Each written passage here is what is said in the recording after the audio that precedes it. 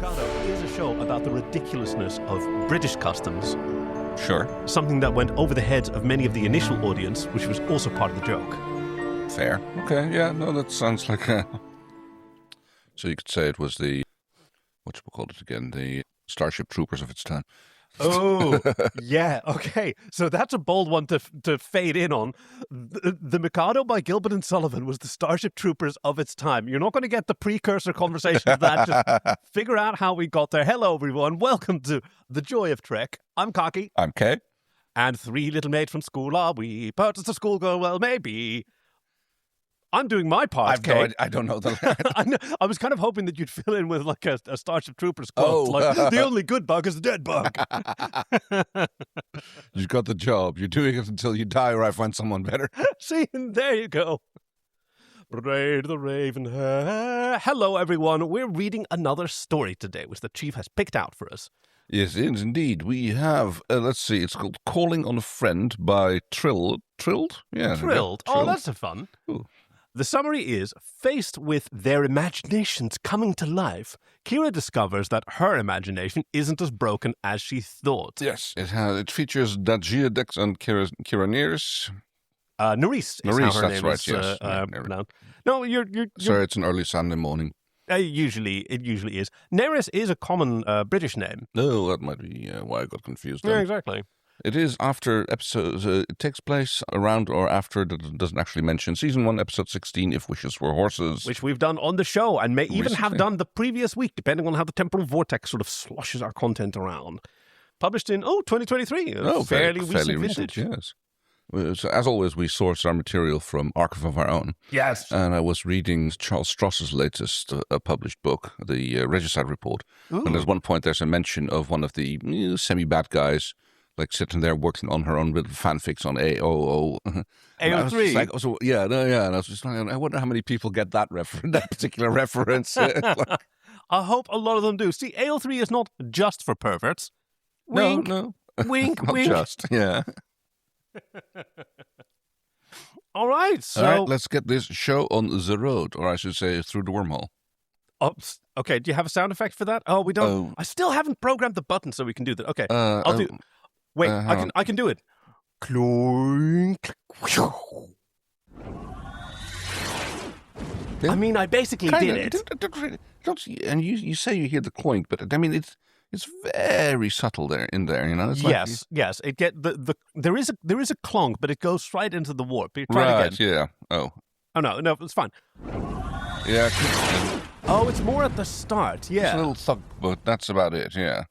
Yeah, because Also, it gets the nacelles into place first, and then it charges them up with a... Right, you think so, huh? So, anyway. Let's see. Calling on a Friend by Trilled. Kira's heart pounded in her chest. I mean, where the else is it going to pound? Sometimes in your throat. Oh, yeah, that's true. Okay. Early editorializing. Kira's heart pounded in her chest as the turbo lift sped along the shaft to lower pylon 1. She hated evacuating people, executing people. Jeez, brain. Yikes. She hated evacuating people unpredictable, especially in the face of danger. Untrained people were worse. In the Resistance, she knew that the mention of evacuating their current hideout would be like a well-choreographed dance. Everyone knew their places, everyone knew their roles, and before the Cardassians could find them, the place would be vacant. But evacuating a town, or even a building at risk of bombing, would have people screaming, running in every direction, and always that one foolhardy person who tried to play hero, or believed they could go back for just one more thing. Oof. No one ever listened, and she cursed the stubbornness of those who risked their lives, or those of the Resistance over material possessions.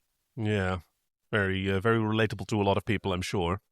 You know, yeah, this is a reminder to everyone listening, if you're ever in a situation where you have to evacuate, drop everything. Yeah. Absolutely nothing is worth having with you that isn't like a person. It's just something that you can trip over, something else and can bump into. Safety first. Although I will say that, like, when we have fire drill at work in the middle of the winter, I'm bringing my bloody coat. Well, yes, okay, yeah. But to be honest, if it's a real one, don't. Sure. I mean, you never know, though. But if I'm going to pass it on the way out, I'm going to grab it off the coat rack, you know? Okay, undermining the advice. Okay, fine. I'm not going back for it, but I will. The turbolift started to slow as it reached her destination, and she silently hoped that she would at least be evacuating those who had the training to listen to her and move immediately to the exits. As the door opened, wall of heat and energy slammed her back into the turbolift. Oh, yeah. The shock wave pulling the air from her lungs, and she struggled to sound the alarm to alert ops.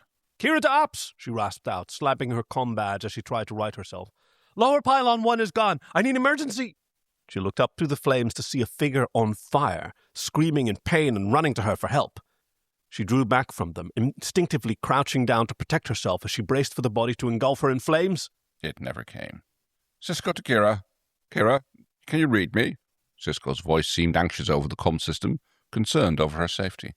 She straightened up, looking around to find that the flames and the person were gone, and that the pylon was untouched by what she had just seen.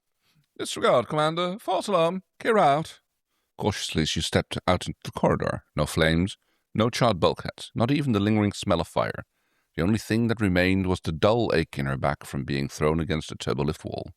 She pulled her tricorder from her utility belt, scanning to confirm that beyond the immediate bulkheads, that all was stable. She breathed deeply at the confirmation that, for now, the pylon was still there, and that there were workers who needed to be evacuated to the habitat ring. Hitting the emergency comm panel by the airlock, she activated the system. All personnel in lower pylon 1, report to the outer ring airlock. Prepare for evacuation. What's happening here? Why is she Australian suddenly? I was trying to do Valley Upspeak. Oh, that's the one. Lights strobed along bulkhead panels as emergency evacuation procedures lit up the exits. Hey, it's fun that we can have, a little levity and joviality in the middle of this particular story. And Kira closed her eyes momentarily, giving up a silent prayer of gratitude to the prophets for protecting her from her imagination. Are you all right, Major? A soothing voice behind her asked, and she twirled around to see Dax standing there, as unflappable as always. Yeah, she muttered, pushing down emotions. This whole situation has me on edge. She thought a moment, realizing that she had left Ops with Dax still at her station. What are you doing here? Shouldn't you be in Ops monitoring the anomaly? Cisco asked me to help you since Odo is busy on the promenade. Kira gave a curt nod, unsure of why Dax had been moved from her post at the science console in the middle of an emergency, but grateful for the help. Probably because there's not probably a lot of science to do in the middle of an emergency. Dead boring up here. I'm bored. Can I go look at some fire with Kira? It's fun. Crew started running down the corridor, and Kira found the most senior person, giving instructions and handing over the evacuation of the lower pylon to them. Time to head to the upper pylon, Kira mentioned to Dax, and they both got into the turbolift for the short ride up. Dax noticed Kira's tension as the turbolift slowed and opened onto the pylon. Kira took a tentative look out before stepping out to the comm panel. All personnel in upper pylon 1 report to the outer ring airlock. Prepare for evacuation. You okay? Dax asked her, putting a comforting hand on her shoulder. Kira startled, the tension of the moment having closed her off to everything around her except the task at hand. Fine, she tried to convince herself, and then looked to Dax, seeing in her eyes that she didn't believe her. I guess my imagination isn't as broken as I thought. I just don't have anything happy to think of. The look Dax gave her confused her. It wasn't one of pity, but more of concern and caring. You're not broken, Nerys. The way Dax said her given name sounded like a warm hug felt, gentle and caressing. She dismissed the kind words, scoffing at this alien's assessment of her, not knowing her real truth. You wouldn't say that if you knew what my imagination conjured up. You're still doing it. I know. Dax was about to ask, but Crew started running down the distant corridor, and Kira pushed her vulnerability away and turned back to the evacuation. What did you see? Dax asked as the turbolift door closed, whisking them around the outer ring to pylon 2. Kira stared at her, debating whether to share her secrets, to share with her secrets of her past. An evacuation that went wrong when I was in the Resistance. Oh, was all Dax could respond with. It's not your fault, but your imagination has some pretty dark experiences to draw on.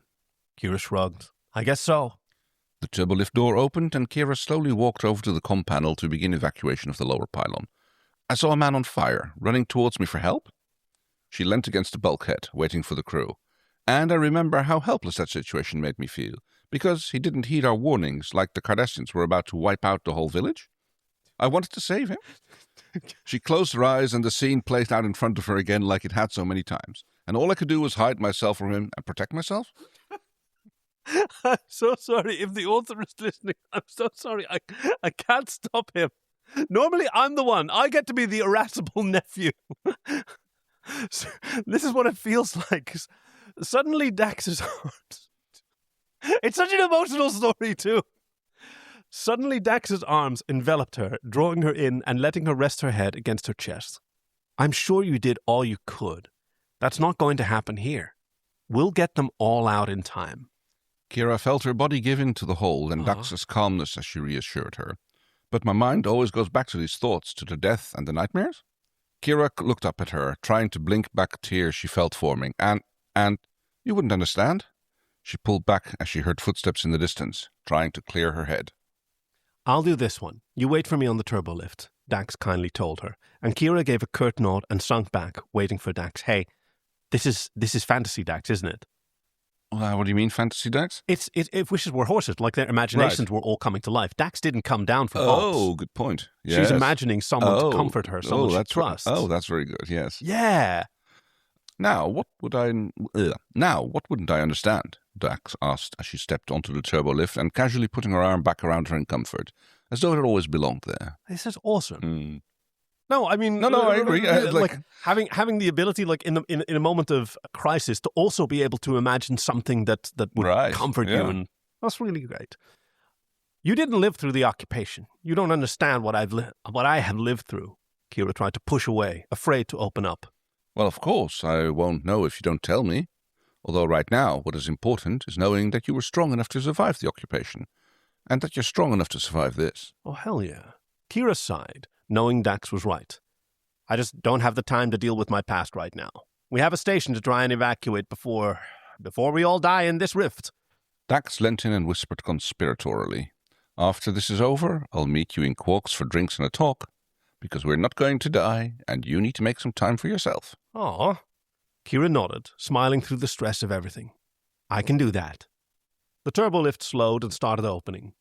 I never realized how much you reminded me of a friend from the Resistance. Lupaza always seemed to know more about what I needed than I did.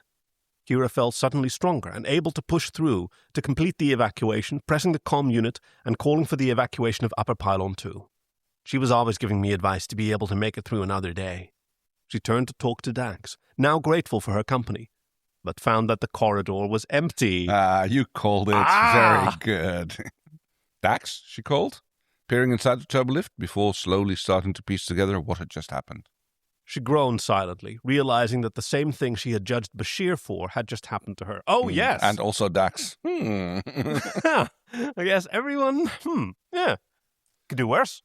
Returning to Ops, Kira gave her report to Cisco. All pilots are secured. Everyone's been moved into the habitat ring. As she descended into the central Ops table, she paused by Dax's science table. You've been here the whole time, haven't you? She asked Dax. Dax looked up to Kira, surprised by the question. Yes, both of us have been.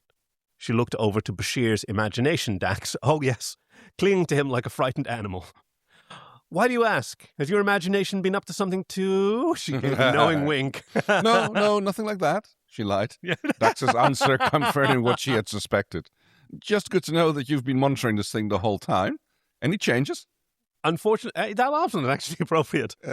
Unfortunately, the changes are exactly as predicted. Torpedoes ready, Commander, O'Brien told Cisco from the security station. Kira said a silent prayer to the prophets as she took her seat at the central Ops console. She hoped her imagination Dax had been right, that they were going to survive this. Very good. That's a lovely little story. Yeah, and yes, in spite of some creative choices that were made, not naming. What do you take it so personally? I wasn't saying anything.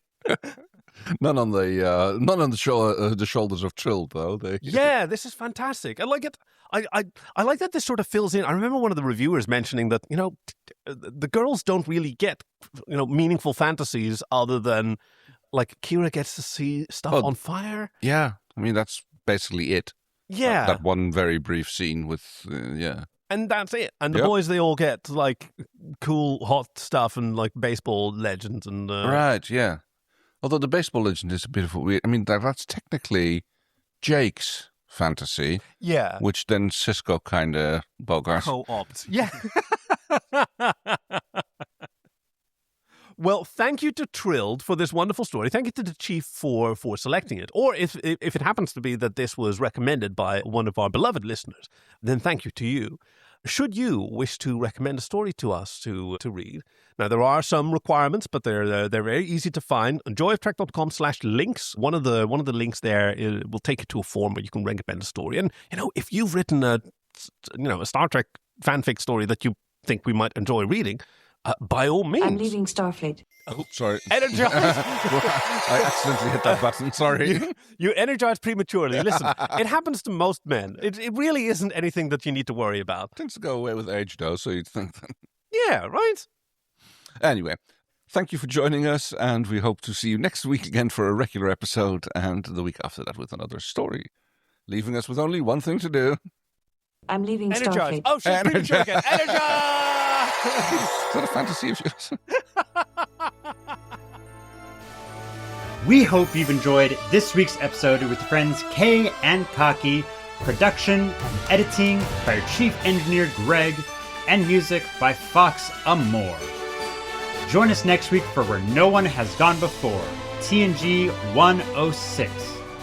Visit joyoftrek.com/links to send us recommendations, support us on Patreon, or to find us on Blue Sky. We'd love to hear from you.